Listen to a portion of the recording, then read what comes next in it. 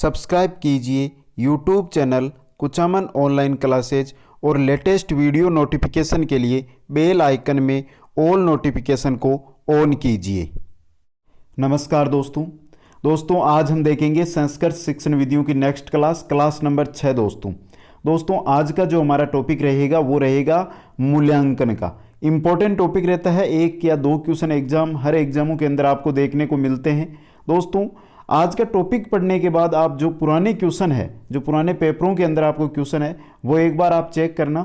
जो आज का हमारा ये शॉर्ट वीडियो रहेगा, इससे बार आपको एक भी क्वेश्चन है देखने को नहीं मिलेगा। दोस्तों शानदार ट्रिक के साथ हम देखेंगे इस वीडियो में, आप अंत तक ये वीडियो जरूर देखना। आप सभी का मैं स्वागत करता हूँ YouTube channel Kuchaman online classes पर। दोस्तों अभी तक अगर आपने चैनल को सब्सक्राइब नहीं किया तो चैनल को सब्सक्राइब करो और अधिक से अधिक अपने मित्रों को जोड़ने का प्रयास करो। दोस्तों चाहता हूं कि आप हर एक साथी कम से कम 5-5 मित्रों को चैनल पर लेकर आने का प्रयास जरूर करें। साथ में आप सभी के लिए एक जानकारी और कि संस्कृत की जो व्याकरण है उसकी भी क्लासें हमने आज से शुरू कर दी है। आज से पहला वीडियो अपलोड कर दिया गया है, तो वो भी आप प्रतिदिन अटेंड करते जाइए। ट्रिक के साथ संस्कृत व्याकरण पढ़ाई जाएगी आपको। चलते हैं दोस्तों आज के टॉपिक की ओर। सभी मित्र एक बार लाइक और शेयर जरूर कर दे। टॉपिक का नाम क्या है दोस्तों? मूल्यांकन। मूल्यांकन होता क्या है? मूल्यांकन क्या होता है दोस्तों? जैसे मैंने आपको अभी पढ़ाना शुरू किया है, तो मेरा एक उद्देश्य है कि आपको ये चीज़ जो मैं आज मूल्यांकन सिखा रहा हूँ ये ज़्यादा से ज़्यादा समझ में आए। इसके लिए मैं आपसे मध्य के अंदर भी बीच में रुककर भी कुछ क्वेश्चन कर सकता हूँ, और जैसे ही मेरा ये आज का लेक्चर खत्म होता है उसके बाद भी मैं आपसे कुछ क्वेश्चन करूंगा, जिससे मेरे को ये पता चल जाएगा कि आपने कितना सीखा है या कितना नहीं सीखा, आपने कितना अधिगम किया है। यही एक होता है मूल्यांकन। दोस्तों शिक्षक शिक्षण कार्य को प्रारंभ करने से पूर्व कुछ उद्देश्य निर्धारित करता है। उन उद्देश्यों की पूर्ति हुई है या नहीं, मैंने उद्देश्य ले लिया है कि मैं आपको ये जो मूल्यांकन टॉपिक है इसको 100% समझाऊंगा। ये मेरा एक उद्देश्य है। अब अंत में मैं चेक कैसे करूंगा? जैसे मैं टेस्ट रखता हूं, टेस्ट में आपका क्या स्कोर रहता है, उससे मेरे को पता चलता है कि आपने कितने प्रतिशत तक क्या किया है, ग्रहण किया है। अब दोस्तों ये मूल्यांकन होता है, ये भी 2 प्रकार का होता है। प्राप्ति हुई है अर्थात छात्रों के व्यवहारगत परिवर्तन की उपलब्धि की जांच 2 प्रकार से की जाती है। जो मैंने बताया कि एक तो बीच में भी हम रोक कर बीच के अंदर आपसे कुछ क्वेश्चन किए जा सकते हैं, एक टॉपिक कंप्लीट होने के बाद भी क्या किया जा सकता है, क्वेश्चन किया जा सकता है। तो 2 प्रकार से क्या किया जा सकता है, मूल्यांकन किया जा सकता है। पहला जो मूल्यांकन है वो है पाठ अंतर्गत मूल्यांकन। इसके अंतर्गत क्या होता है, शिक्षण के मध्य में अवबोध तथा विचार विश्लेषण आदि से संबंधित प्रश्न पूछकर पाठ अंतर्गत मूल्यांकन किया जाता है। जैसे ही शिक्षण चल रहा है, अब मैं आपसे यही पूछ लूं, जैसे हमारा यह शिक्षण का टॉपिक चल रहा है और मैंने आपसे पूछ लिया कि मूल्यांकन किसे कहते हैं, तो आप खड़े होकर उत्तर दोगे कि सर इसको मूल्यांकन कहते हैं। तो ये क्या हो गया, पाठ अंतर्गत मूल्यांकन हो गया। नेक्स्ट है हमारा दूसरा, वो है पाठ उपरांत मूल्यांकन। पाठ उपरांत मूल्यांकन क्या है? पाठ समाप्ति के उपरांत पाठ की सफलता का, छात्रों की उपलब्धि का तथा शिक्षक के द्वारा निर्धारित किए गए उद्देश्यों की प्राप्ति का पाठ से संबंधित प्रश्न पूछकर परीक्षण किया जाता है। इसे ही पाठ उपरांत मूल्यांकन कहते हैं। जैसे ही ये लेक्चर खत्म होगा, मेरा ये टॉपिक मेरा कंप्लीट होगा, मैं आपसे कुछ क्वेश्चन पूछूंगा, उससे मेरे को पता चल जाएगा कि आपको कितनी इस चीज में सफलता मिली है, आपने कितना उपलब्ध यानी ज्ञान प्राप्त किया है, और मेरे जो उद्देश्य थे उनमें मैंने कितनी प्राप्ति की है। यही क्या होता है, पाठ उपरांत मूल्यांकन होता है। तो दोस्तों दोनों जो है पाठ अंतर्गत और पाठ उपरांत दोनों जो मूल्यांकन है प्रकार है, ये आपको समझ में आ गए होंगे। आगे हम देखते हैं दोस्तों मूल्यांकन का अर्थ तथा विशेषताएं क्या है। मूल्यांकन शब्द मूल्य तथा अंकन इन 2 शब्दों से मिलकर बना है। मूल्य तथा अंकन, इसका तात्पर्य किसी कार्य का मूल्य अंकन करने से है। समझिए दोस्तों कैसे, मैंने आपसे 10 क्वेश्चन पूछे, मूल्यांकन से संबंधित पाठ पूरा होने के बाद मैंने आपसे 10 क्वेश्चन पूछे, उनमें से आपने 7 क्वेश्चन के सही आंसर दे दिए, मतलब आपने 70% तक क्या कर लिया है, जो मेरे द्वारा सिखाया गया है उसको ग्रहण कर लिया है। 30% आपने ग्रहण नहीं किया है। यह मूल्यांकन है। मूल्यांकन की प्रक्रिया एक सतत प्रक्रिया है। जो मूल्यांकन की प्रक्रिया होती है, ये क्वेश्चन पूछा जाता है मूल्यांकन प्रक्रिया है कैसी है, सतत प्रक्रिया है। मूल्यांकन का क्षेत्र परीक्षाओं की तुलना में अधिक व्यापक है, क्योंकि मूल्यांकन के द्वारा शिक्षा के विस्तृत उद्देश्यों की प्राप्ति को आधार बनाया जाता है। यह भी है दोस्तों, मूल्यांकन का जो क्षेत्र है वो परीक्षाओं की तुलना में बहुत अधिक व्यापक है दोस्तों, क्योंकि जो मूल्यांकन के द्वारा शिक्षा के विस्तृत उद्देश्य हैं उनकी प्राप्ति को आधार बनाया जा सकता है। आगे देखते हैं दोस्तों, निष्कर्ष के रूप में कह सकते हैं कि किसी कार्य की समाप्ति के पश्चात पूर्व निर्धारित उद्देश्यों की प्राप्ति कहाँ तक हुई है, इसका ज्ञान जिस साधन के द्वारा होता है उसे मूल्यांकन कहते हैं, जो मैंने अच्छी तरह आपको समझा दिया है, आपको भी समझ में आ गया होगा। आगे देखते हैं दोस्तों, विशेषताएं क्या क्या है। मूल्यांकन निरंतर चलने वाली प्रक्रिया। पहली विशेषता है कि जो मूल्यांकन है ये निरंतर चलने वाली प्रक्रिया। ये नहीं है कि मैंने आज जो टॉपिक कराया इसका मूल्यांकन ले लिया तो कल के वाले का नहीं लूंगा, कल वाले का भी ले सकता हूँ। निरंतर चलती है। मूल्यांकन का जो क्षेत्र है वो व्यापक होता है। मूल्यांकन में ये नहीं है कि आपको 3 ही क्वेश्चन पूछूंगा, मैं 10 क्वेश्चन भी पूछ सकता हूँ, मैं 20 क्वेश्चन भी आपसे पूछ सकता हूँ। मूल्यांकन एक निर्णयात्मक प्रक्रिया है, इससे निर्णय हो जाता है। निर्णय हमें पता चल जाता है कि कितना प्रतिशत आपने ग्रहण किया है। इसमें शिक्षा के विस्तृत उद्देश्य समाहित है। जो मूल्यांकन होता है दोस्तों, इसके अंदर शिक्षा के जो विस्तृत उद्देश्य है वो क्या रहते हैं, समाहित रहते हैं। इसलिए ये एक उद्देश्य निष्ठ प्रक्रिया है। इसका एक उद्देश्य मैंने पहले बताया था कि जो उद्देश्य लेकर मैं टीचिंग करवाता हूँ या मैं आपको पढ़ा रहा हूँ तो ये उद्देश्य निष्ठ हो गया, क्योंकि मैं आपसे मूल्यांकन करूँगा तो आपका पता चल जाएगा कि आपने कितना ग्रहण किया है। इसके द्वारा छात्रों की व्यक्तिगत भिन्नता का भी पता लगाया जा सकता है। जो व्यक्तिगत भिन्नता है इसका मूल्यांकन के द्वारा आप आसानी से पता लगा सकते हो। आगे देखते हैं दोस्तों, मूल्यांकन के प्रकार। मूल्यांकन विभिन्न प्रकार की परीक्षाओं के माध्यम से किया जाता है। इसके 2 प्रकार प्रसिद्ध है। कौन कौन से हैं दोस्तों? मूल्यांकन के 2 प्रकार प्रसिद्ध है दोस्तों, मौखिक और लिखित।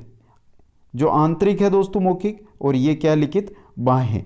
तो मूल्यांकन यहां से क्वेश्चन बनता है तो ये बनता है मूल्यांकन के प्रकार मौखिक और लिखित। आगे चलते हैं दोस्तों, मूल्यांकन और मापन में भेद। इंपॉर्टेंट चीज जो आपके सामने ये सारणी लेकर आया हूं, बहुत इंपॉर्टेंट है, इसको समझना दोस्तों। मूल्यांकन तथा मापन, इसके अंदर क्या होता है ये देखना है दोस्तों में। देखते हैं दोस्तों, मूल्यांकन में व्यक्तित्व के समस्त पक्षों पर बल दिया जाता है, मापन में व्यक्तित्व के किसी एक पक्ष पर बल दिया जाता है। जो मूल्यांकन होता है इसके अंतर्गत व्यक्तित्व के जो सभी पक्ष है उन पर क्या दिया जाता है, बल दिया जाता है। लेकिन मापन में एक ही पक्ष को लेकर बल दिया जाता है। मूल्यांकन का क्षेत्र व्यापक होता है, मापन का क्षेत्र सीमित होता है। मूल्यांकन में शैक्षिक कार्यक्रमों के व्यापक उद्देश्यों पर बल दिया जाता है, जबकि जो मापन है उसमें विशेष कौशलों तथा योग्यताओं के किसी एक पक्ष पर क्या दिया जाता है, बल दिया जाता है। मूल्यांकन में मापन और निरीक्षण दोनों क्या रहते हैं, सन्निहित रहते हैं। मापन में अंक या प्रतिशत के आधार पर प्रगति को जांचा जाता है। मूल्यांकन एक क्या है दोस्तों, सतत प्रक्रिया है, मापन निश्चित अवधि की प्रक्रिया है। तो आ गया होगा दोस्तों मूल्यांकन और मापन में आपके समझ में। इन सभी जो यहां पर मैं लेकर आया हूं अंतर, इनको आपको ध्यान से समझ लेना है, क्योंकि सीधा इनसे भी क्वेश्चन है एग्जाम में आता रहता है। आगे देखते हैं दोस्तों, मूल्यांकन उपागम के प्रतिपादक बीएस ब्लूम है। जो मूल्यांकन का उपागम है इसके प्रतिपादक कौन है, बीएस ब्लूम है। इनके मत के अनुसार शिक्षा त्रिआयामी प्रक्रिया है।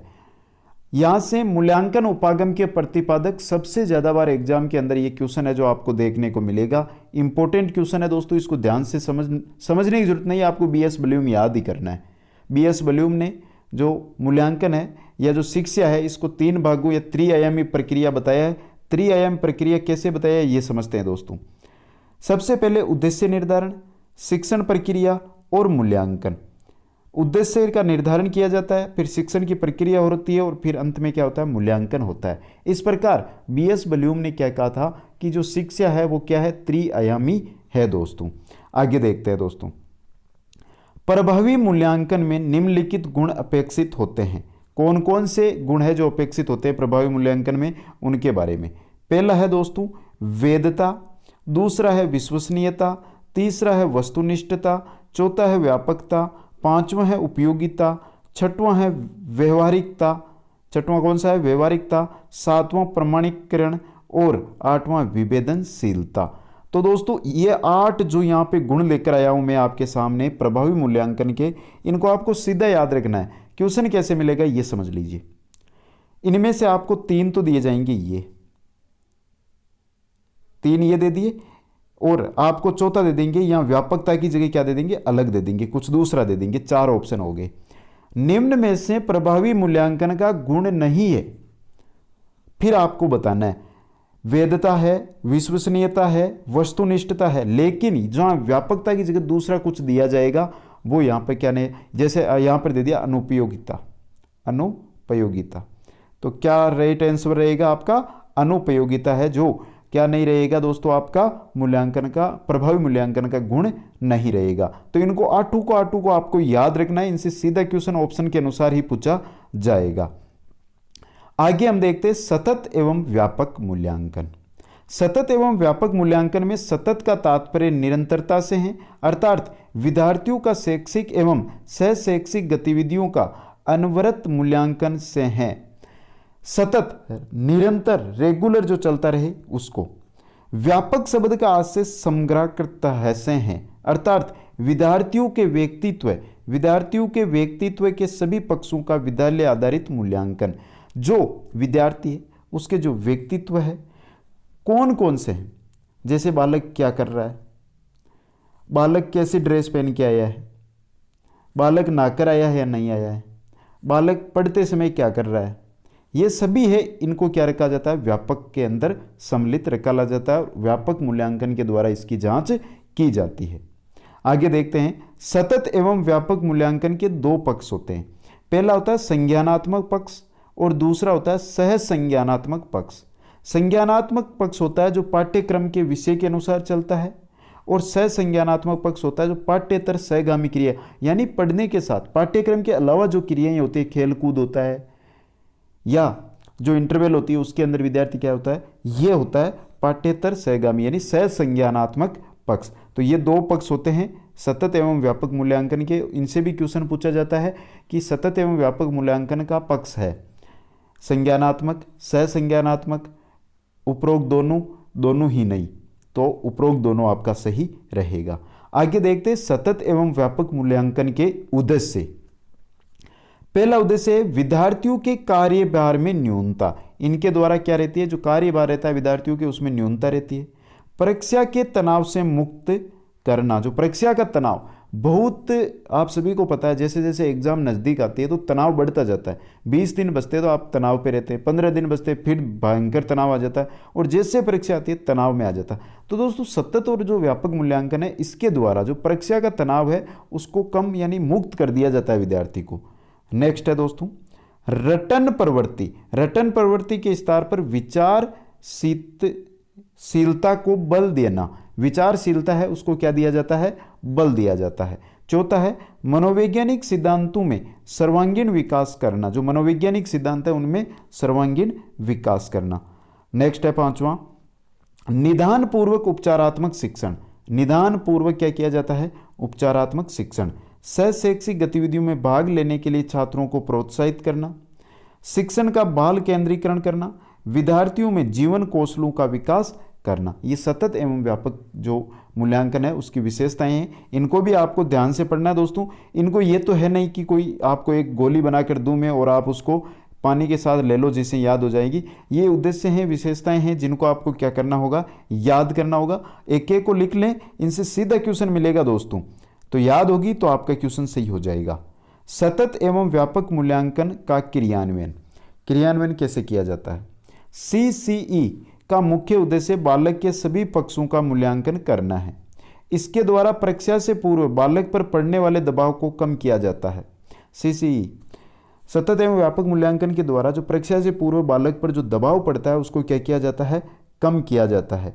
क्योंकि इसमें विद्यार्थियों को पूरे वर्ष के दौरान कई परीक्षाओं से गुजरना होता है, जिसमें पहले ली गई परीक्षा का पाठ्यक्रम दूसरी परीक्षा में दोहराया नहीं जाता है। अब आप सभी को पता है, आपने क्लास में पास किए दोस्तों। एक बात करते हैं कि हम 10th क्लास में हैं या हम 9th क्लास में 6th क्लास में हैं, तो CCE का मुख्य उद्देश्य ये था कि हमारा टेस्ट फर्स्ट रहता है, टेस्ट सेकंड रहता है, अर्धवार्षिक एग्जाम रहता है, फिर टेस्ट थर्ड रहता है, टेस्ट फोर्थ रहता है, वार्षिक परीक्षा रहती है। इनके अंदर जो सिलेबस होता है उसको क्या किया जाता है, टुकड़ों में बांट दिया जाता है और फिर लिया जाता है, जिससे विद्यार्थी पर एक बर्डन यानी बोझ नहीं रहता है, उस पर दबाव नहीं रहता है। यही है CCE दोस्तों। आगे देखते हैं दोस्तों। केंद्रीय माध्यमिक शिक्षा बोर्ड ने अक्टूबर 2009 से अर्थात 2009-10 से 9वीं कक्षा में तथा 2010 से अर्थात 2010-11 से 10वीं कक्षा में CCE को प्रारंभ किया। इसके अनुसार विद्यार्थियों के अंकों को ग्रेड में बदला जाता है। तो दोस्तों आज के वीडियो में हम इतना ही देखेंगे। इसका नेक्स्ट पार्ट है जो हम कल रात 9 बजे ज़रूर देखेंगे। तो 9 बजे आप लाइव मिलना कल। और दोस्तों ये वीडियो आपको कैसा लगा एक बार कमेंट जरूर करें। आप सभी को बहुत बहुत धन्यवाद। लाइक, शेयर और चैनल को सब्सक्राइब आप सभी कर देंगे, मेरे को विश्वास है। जय हिंद, जय भारत।